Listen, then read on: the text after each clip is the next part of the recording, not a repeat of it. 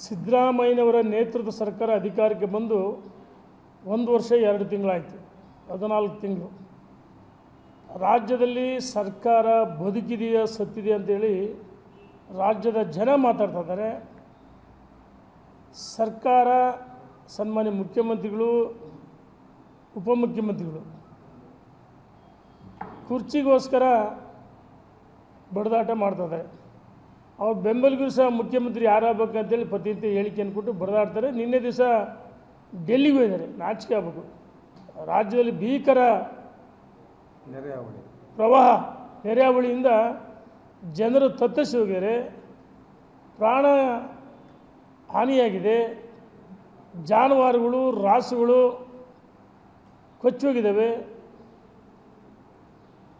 ಸರ್ಕಾರಕ್ಕೆ ಮನುಷ್ಯತ್ವನೇ ಇಲ್ಲ. ಇದು ರೈತ ವಿರೋಧಿ, ಮಹಿಳಾ ವಿರೋಧಿ, ಪರಿಶಿಷ್ಟ ಜಾತಿ ಪಂಗಡ ಹಿಂದುಳಿದ ವರ್ಗದ ವಿರೋಧಿ ಸರ್ಕಾರ ಅಂತ ಹೇಳಕ್ಕೆ ಇಚ್ಛೆಪಡ್ತೀನಿ.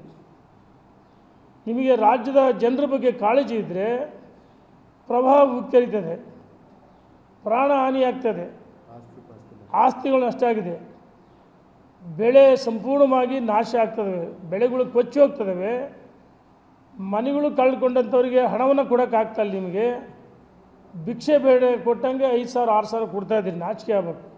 ನಮ್ಮ ಸರ್ಕಾರ ಅವಧಿಯಲ್ಲಿ ಸನ್ಮಾನ್ಯ ಯಡಿಯೂರಪ್ಪನ ಮುಖ್ಯಮಂತ್ರಿ ಆಗಿದ್ದಾಗ 5 ಲಕ್ಷ 3 ಲಕ್ಷ ಸ್ವಲ್ಪ ಪ್ರಮಾಣದ ಮನೆ ಹಾನಿ ಆದರೆ 50,000 ಕೊಡ್ತಿದ್ವಿ.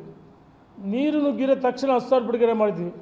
ಮನೆ ಕಳ್ಕೊಂಡಂಥವ್ರು 5 ಲಕ್ಷ 3 ಲಕ್ಷ 50,000 ತಕ್ಷಣ ರೇಷನ್ ಏನು ಅವ್ರು ಖರೀದಿ ಮಾಡೋಕ್ಕೆ 10,000 ಕೊಡ್ತಾಯಿದ್ವಿ.